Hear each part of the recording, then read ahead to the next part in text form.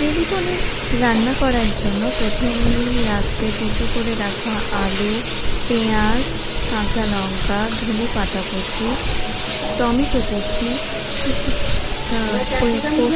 পোস্ত গুঁড়ো, 4টে কাজু বাদাম। এগুলোকে কাজু বাদাম, ধনে পাতা, পেঁয়াজ, টমেটো এগুলোর একটা গ্রেড বানিয়ে নিতে হবে। তারপরে আলু, ক্যাপসিকাম এগুলোকে সাদা তেলে একটা কড়াইতে ভেজে নিতে হবে। লাল লাল করে ভেজে নেওয়ার পরে তাতে পরিমাণ মতো ভালো করে আলু এবং ক্যাপসিকামটা ভালো করে ভেজে নিতে হবে। আলু এবং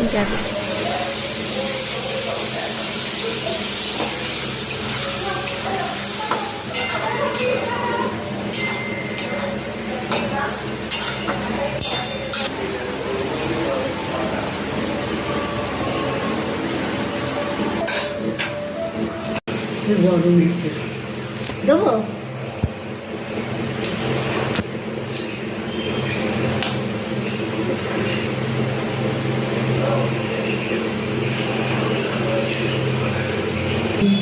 শুনেছিস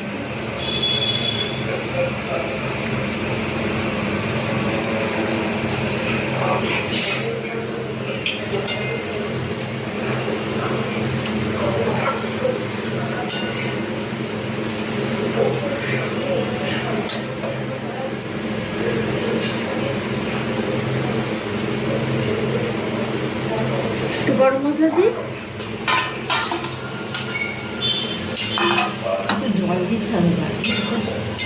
এখন জল একটু জল